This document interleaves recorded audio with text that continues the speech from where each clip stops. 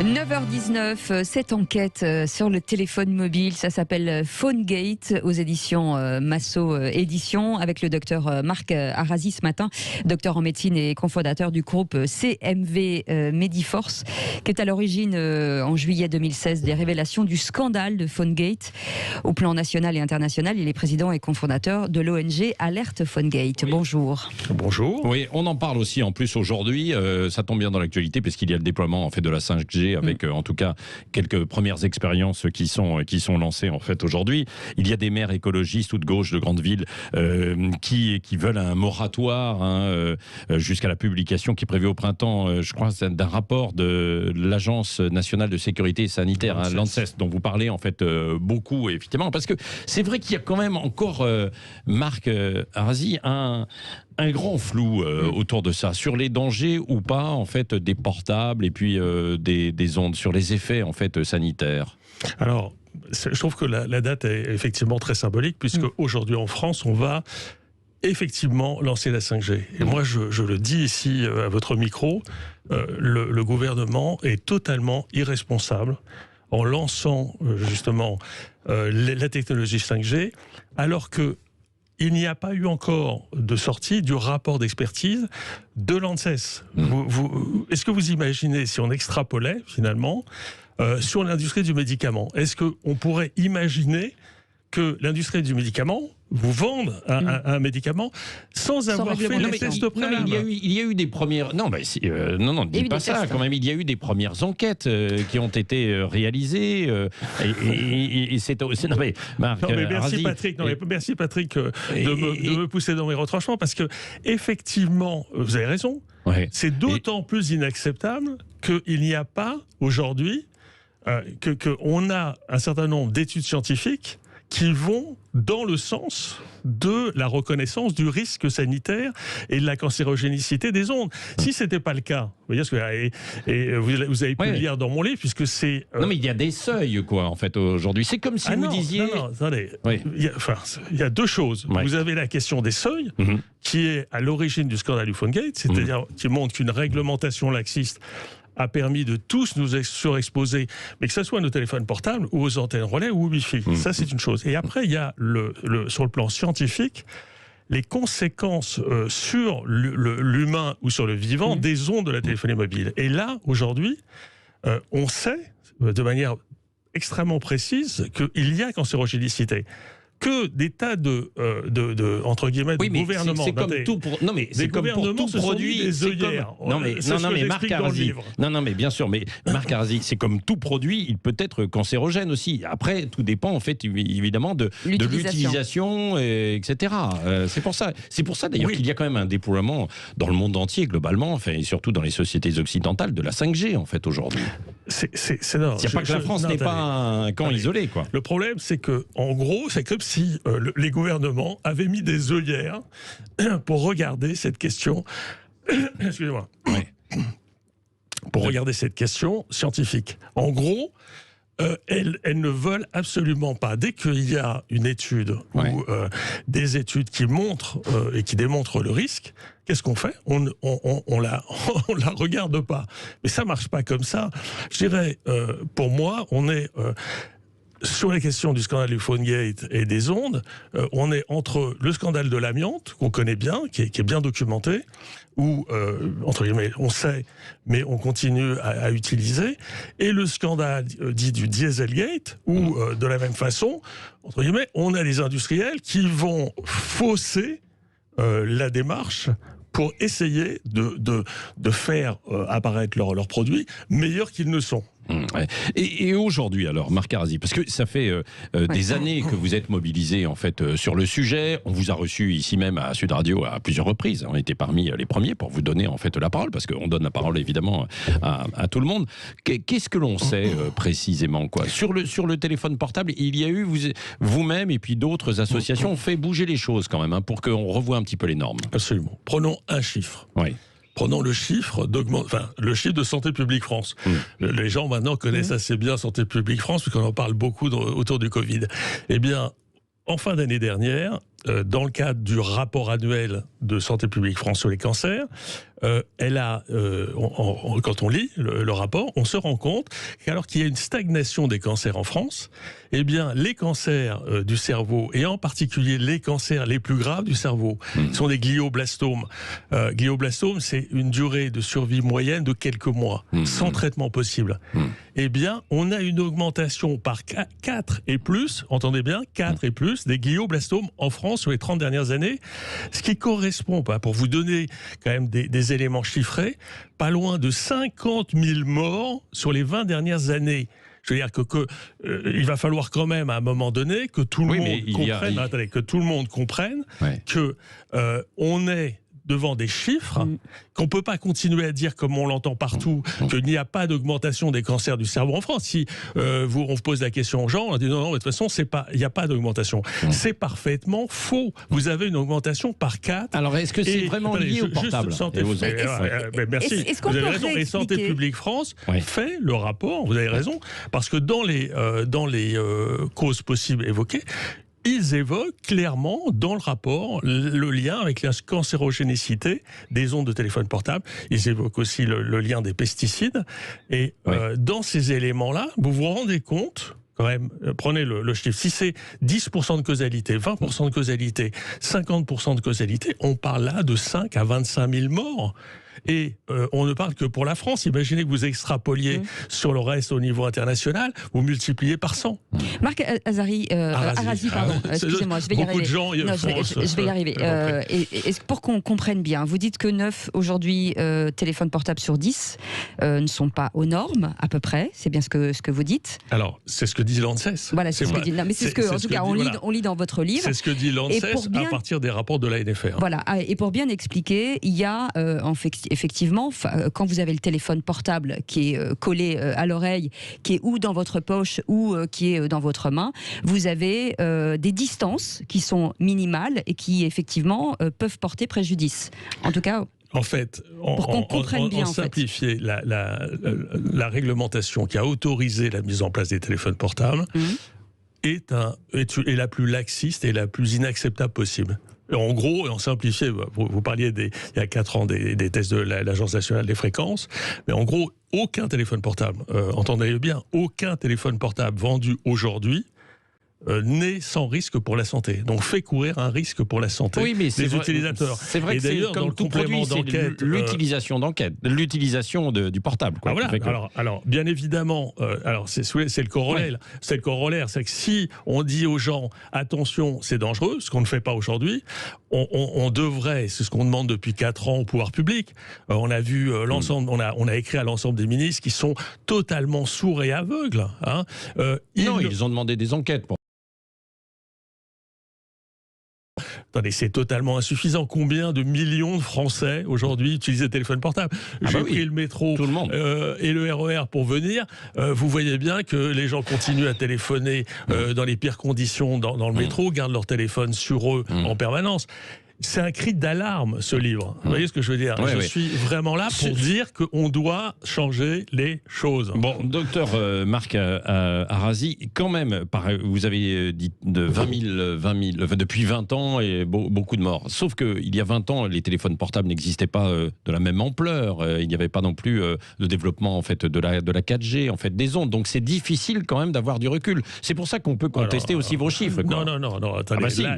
Même les spécialistes l'évolution, les courbes d'évolution des téléphones portables, c'est sur les 30 dernières années. Donc, si vous voulez, il n'y a pas de discussion. Et les 20 dernières années, c'est pour ça que j'ai pris les 20 dernières années, on est dans les années 2000, et on est à partir des années 2000 jusqu'à maintenant. Mais les effets, c'est pas immédiat. Si. Mais attendez, Patrick, le problème, c'est que on les utilise de plus en plus, et vous savez que dans l'effet de cancérogénicité, le temps est un facteur. vecteur.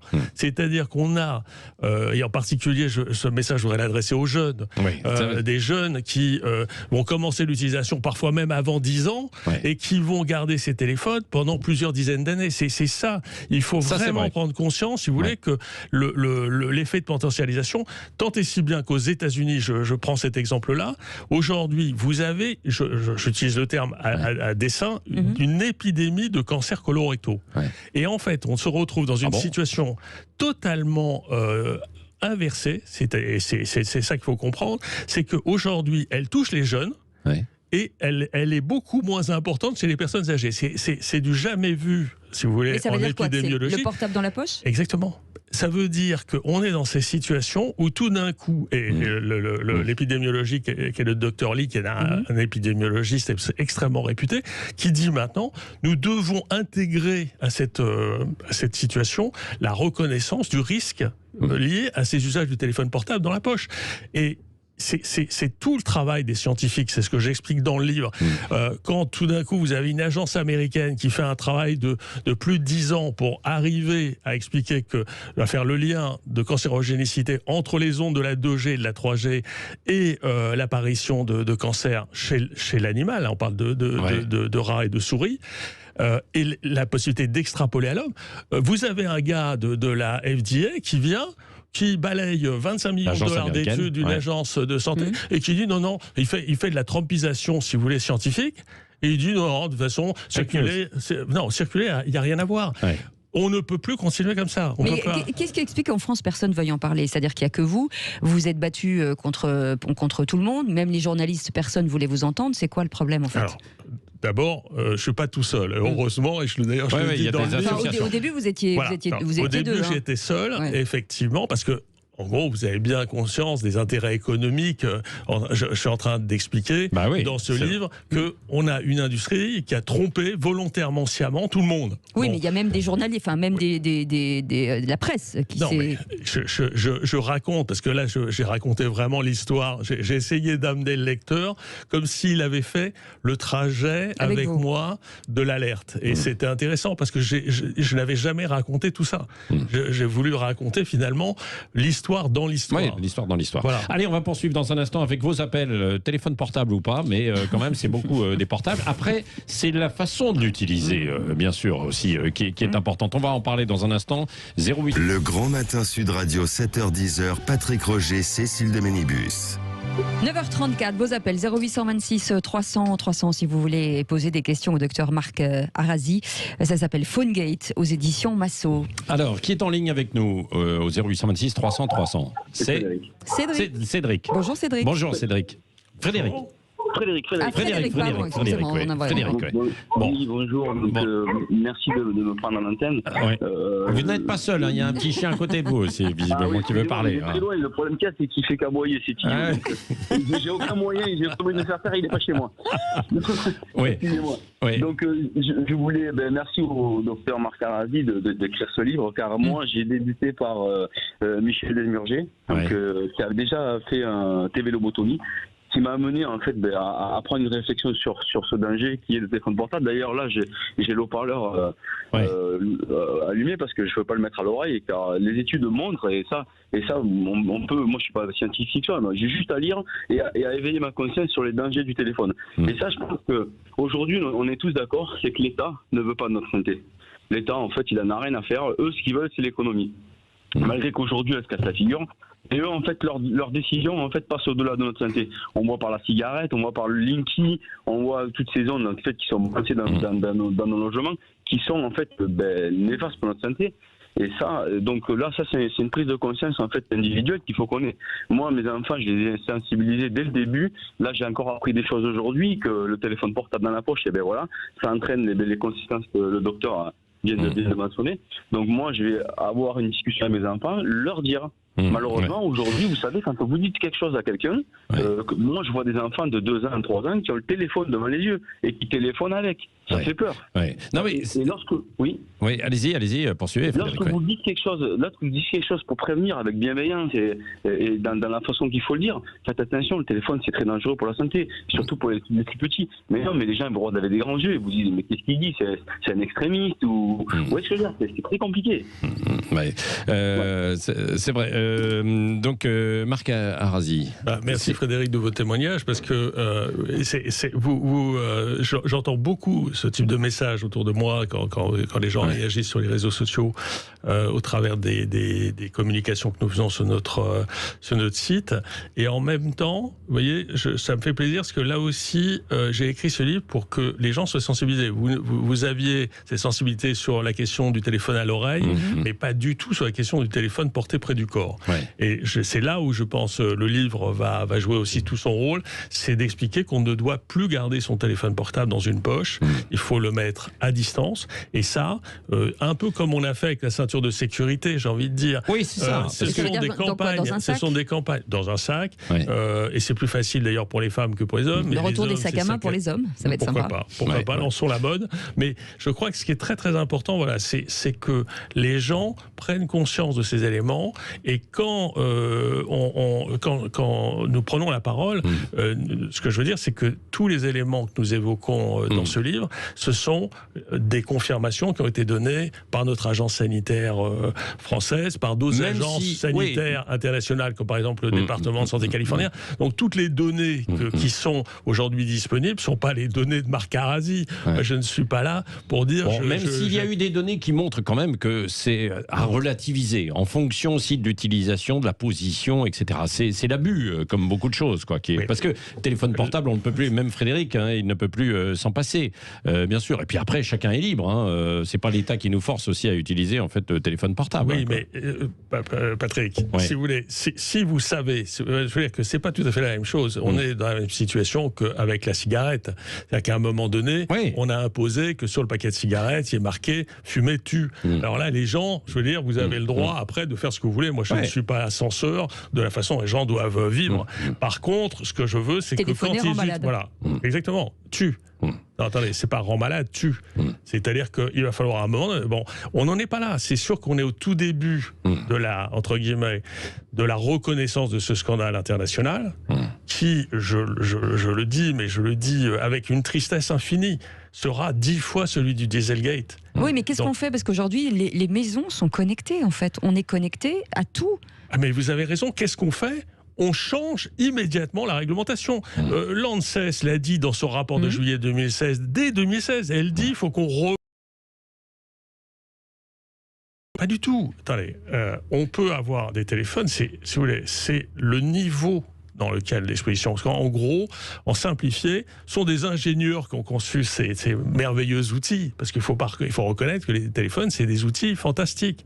Mais simplement, si vous voulez, ça a été conçu par des ingénieurs qui n'ont pensé qu'à une chose, c'est connecter A avec B. C'est vrai, c'est vrai. Voilà. Bon, et après, il y en a d'autres qui ont travaillé sur les mesures, quand même, aussi. Quoi. Oui, mais, parce que tout d'un coup, parce que tout d'un coup, les gens se sont dit, cette réglementation, elle est aberrante. Vous voyez, d'ailleurs, dans le très très bon documentaire de France 2, donc de complément d'enquête, on voit France Télévisions a fait des tests. Elle a fait des tests sur la norme européenne et sur la norme américaine des 1 gramme dont j'avais déjà parlé ici. Eh bien, ils n'ont pas parlé de la norme américaine. Et de la FCC, eh bien, quand vous avez 1 gramme ou 10 grammes, il faut savoir qu'un Européen est 3 fois moins protégé qu'un Américain. Est-ce que vous trouvez normal qu'après 30 ans d'usage, parce que la norme FCC, elle date de 96, on a beau dire au gouvernement, il faut passer sur une norme beaucoup plus importante. Eh bien, aujourd'hui, et vous le voyez d'ailleurs dans le documentaire, puisque la norme 1 gramme apparaît, on la voit pour l'iPhone 8, par exemple, je crois que c'est à 0 mm, on est à 4 et quelques. Et pour 1 gramme, on passe à plus de 10 watts par kilo. Je ne sais pas si vous voulez, c'est assez technique. Là, on a du mal réglementaire. Oui, mais c'est technique, mais il faut à un moment donné, et je pense que ça sera le rôle de tous les journalistes de faire ce travail. Il faut regarder ce complément d'enquête parce qu'il y a effectivement voilà, c'est ça. Je pense que c'est assez... Il était jeudi dernier, il faut vraiment effectivement le voir avant qu'il soit plus en replay. Donc au 0826 300 c'est Laurent qui est avec nous. Bonjour Laurent. Bonjour Laurent. Bonjour Cécile, bonjour Patrick et bonjour au docteur Arazi. Oui. Bonjour. Bonjour. Voilà, donc oui, moi je vous écoutais attentivement et bon, il y avait quand même parce qu'il faut aussi inviter des physiciens, je ne le suis pas, mais pour les ondes, pour ce dont on parle, le téléphone portable, ce sont des ondes millimétriques bien sûr, mais qui sont non ionisantes, comme le four à micro-ondes. Ça, tout le monde a un four à micro-ondes à la maison, et bien sûr, si on met la main dedans, on va se cuire, mais les ondes n'abîment pas les cellules de votre corps. Bon, alors... là, tout est dit avec le four à micro-ondes ou le téléphone portable. Donc, il peut y avoir un échauffement, bien sûr, et le savoir, il peut y avoir des cancers si on se brûle toujours au même endroit, la réparation du corps se faisant sans cesse, c'est comme la vieillesse, ça se refait pas tous les jours très bien, c'est pour ça qu'on vieillit. Bon, mais le danger, il est surtout de l'addiction du téléphone. L'addiction, j'en vois qui vont à la mer, moi se baigner avec un téléphone à la main, ils se baignent. Ah bah oui, parce qu'aujourd'hui vous avez des protections et des coques, mais ça c'est vrai. Un téléphone à la main, celui qui conduit avec son téléphone, donc l'addiction est beaucoup plus dangereuse que les ondes du téléphone. C'est ça, ça abrutit quoi, si vous voulez. Voilà, c'est abrutissant. C'est ça, un téléphone. Donc, je ne pense pas qu'il faille non plus s'obséder avec le danger physique du téléphone. Ce n'est pas ionisant, ce ne sont pas des UV, quoi. Donc, on est bien en dessous. Alors, ça, c'est vrai. Marc Arazi va vous répondre, Laurent. Effectivement. C'est exact. Attendez. Effectivement, cette distinction existait entre les effets des ondes ionisantes ou non ionisantes, en disant que uniquement les ondes ionisantes étaient cancérogènes. Aujourd'hui, il est parfaitement démontré que les ondes non ionisantes ont aussi cette capacité cancérogène. Et non seulement l'OMS, en 2011, donc, a classé les ondes de la téléphonie mobile comme cancérogènes possibles, d'accord. Donc ça, le classement a été fait. Et donc, il y a quelques mois, en 2019, dans le Lancet Oncologie, une trentaine d'experts qui sont proches de l'OMS ont demandé en priorité un réexamen du niveau de cancérogénicité des ondes de la téléphonie mobile. Donc, dans les prochains mois,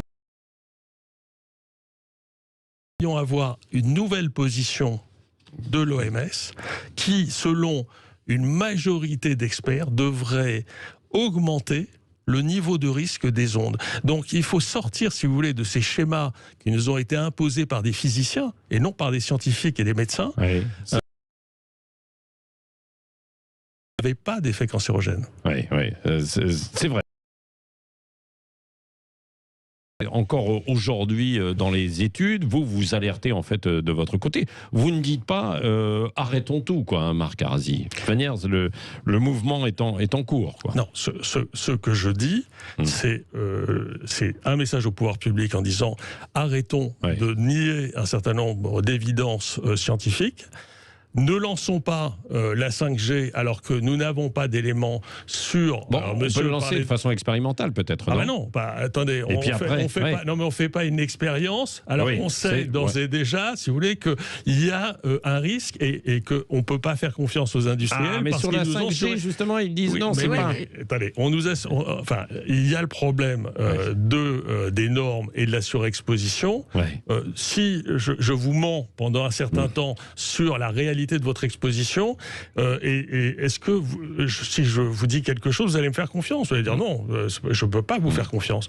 Aujourd'hui, nous sommes dans cette situation, nous ne pouvons pas faire confiance aux industriels concernant la 5G. Voilà, mon message est clair, et après, bien évidemment, c'est toujours, et c'est ça qui est triste, c'est qu'il faut parfois beaucoup de temps pour que les choses se confirment et se mettent en place, et que ce temps-là, malheureusement, va avoir des conséquences, va faire des milliers, des centaines de milliers. Donc ça veut dire quoi? Pas de 5G? Des centaines de milliers de victimes. Ça veut dire qu'aujourd'hui, avant de lancer la 5G qui va augmenter de manière exponentielle notre exposition aux ondes. Nous devons, entre guillemets, faire un genre de moratoire qui va permettre de revoir l'intégralité de la réglementation. Mais pas qu'en France, en Europe et dans le monde. On doit impérativement faire ça. Et de toute façon, des grandes actions judiciaires, enfin vous le savez, il y a des grandes actions judiciaires qui sont menées maintenant au titre du PhoneGate et en particulier aux États-Unis, puisque avec les révélations du Chicago Tribune il y a un an, des grands cabinets d'avocats américains se sont lancés donc dans des actions pour les citer contre Apple.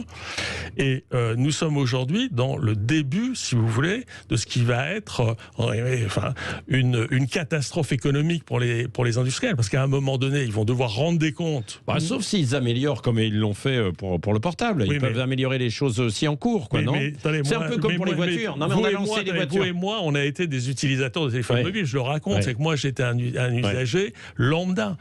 Et d'une certaine façon, vous n'allez pas rattraper ce que vous n'avez pas fait pendant 30 ans. Vous voyez ce que je veux dire? Depuis 30 ans, tous les usages des gens et leurs conséquences sanitaires, vous ne les rattraperez pas. Il va bien falloir qu'ils s'expliquent. Excusez-moi, mais moi, je regarde autant devant que derrière. Les constructeurs de voitures, on leur a pas. Je leur fais pas cadeau de la surexposition dans laquelle ils nous ont mis. Mais c'est vrai, mais c'est exactement comme les voitures, finalement, où on n'a pas accusé les constructeurs de voitures d'avoir fourni des voitures qui vont à 70, 80. Non, mais en dehors de la pollution, sur la vitesse, quoi, parce que c'est beaucoup la vitesse en fait qui tue, qui est beaucoup plus reconnue. Après, c'est l'amélioration. Après, c'est l'amélioration évidemment des contenus, etc. Mais merci Patrick de me donner cette possibilité de vous dire mais qu'est-ce qu'on a fait il y a 30 ans. On a exigé la ceinture de sécurité. Ça a été vous vous rappelez, un petit clic vaut mieux qu'un grand claque. En gros, on a amener les gens à prendre conscience des risques. On a fait des campagnes de sensibilisation énormes. Qui aujourd'hui, franchement, rentre dans sa voiture, n'aurait pas sa ceinture de sécurité ou n'attacherait pas ses enfants derrière avec des processus de protection. Il y a 30 ans, on rentrait, on mettait les enfants. Enfin, c'était le Far West. Merci, docteur Marc Arazi, aux éditions Massot. C'est passionnant parce que ça interpelle en fait beaucoup les gens. Donc, on ne vous dit pas d'arrêter de prendre les portables. Il faut quand même évidemment faire attention, tout simplement, la façon de prendre. Non, mais c'est comme vous, Cécile, avec le Nutella. Voilà, c'est ça. Moi, j'ai arrêté depuis longtemps. Sinon, je vous remercie. Allez, dans un instant, on va continuer. Ça se voit, donc j'ai arrêté. Oui, absolument. Allez, dans un instant, c'est intéressant, c'est sur la manipulation. Les manipulateurs. Les manipulateurs. Vous savez, il y a le procès Jonathan Daval. On a beaucoup parlé. On va voir ça dans un instant. Entre 2 et 3% manipulateurs en France. On en reparle dans quelques instants. À tout de suite. Le Grand Matin Sud Radio, 7h-10h, Patrick Roger, Cécile de Ménibus. Ma femme n'arrête pas de me dire que j'ai du mal à prendre les bonnes décisions. Je lui ai dit que ce n'était pas vrai, vu que je suis avec elle. Ça la fait rire. Mais là, je dois choisir notre fournisseur de gaz naturel. Donc, quelqu'un peut m'aider ? Oui, bien sûr. Vous pouvez choisir Engie, qui est le premier fournisseur de gaz naturel en France. Et en ce moment, du 16 au 29 novembre, bénéficiez de moins 20% sur votre abonnement pendant 1 an sur l'offre gaz énergie garantie 1 an. Appelez vite le 31 01.